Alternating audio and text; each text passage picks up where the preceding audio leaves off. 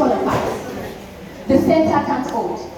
Mere anarchy is losing upon the words of the famous writer, Chinua Achebe. In his famous text, things fall apart. Yes, things fall apart. And as a matter of fact, things will continue falling apart if we fail to realize that the individuals and not the government need to be fixed in overcoming national crisis and the betterment of the community. Judges, ladies and gentlemen, Sheriffa is my name, and today I will be supporting the notion that states overcoming national crisis and the betterment of the community, who is to be fixed, the individual or the community. The term national crisis refers to a crisis that affects the stability of a country, be it in terms of infrastructure, education, economics, etc. Ladies and gentlemen, we listen, we don't judge. But here in Nigeria, the reverse is the case. When Nigerians are quick to point fingers at the government, when things are not going well, we tend to blame the government. But as individuals, have you ever asked yourself that what do you need to do, or what have you been doing to overcome this national crisis?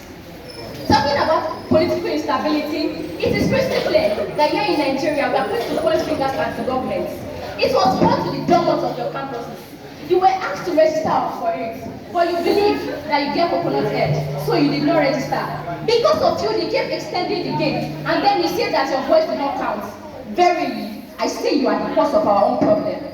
You are probably wondering what I am talking about. I am talking about the PVC, the permanent voters card that you Nigerians failed to get. According to the Independent National Electoral Commission in 2023, it was reported that out of the 93 billion eligible voters, only 40% were able to get their voters card. Isn't this condescending, compromising, intellectually questionable, and objectively unethical for a right-thinking Homo sapien to say that the government and not the individuals are responsible for the national crisis? Talking about economic crisis, on the 29th of May 2023, at the inauguration ceremony, President Bola Ahmed Tinubu announced the removal of petroleum subsidy, and people went into frenzy. I was in a bus, and people will stop throwing shit at one another, at tribes, at religions, at people's choice of candidates. Ladies and gentlemen, it is high time we remove our shit and clearly see things as they are, whether you are articulate, obedient, or pacified. Have you ever asked yourself this question why all the top presidential aspirants made the removal of petroleum subsidy as one of their potent points in their manifesto? I leave you with this question to have it reverberate in your mind. According to the National Bureau of Statistics, it was reported that as a result of the fuel subsidy, about 40% of the prices risen. However, it is true, but do we know that all this problem is from us? We say we want change, but you need to understand the fact that change starts with everybody. No matter the change you desire, we as individuals need to know that in this country we have a lot of things to do.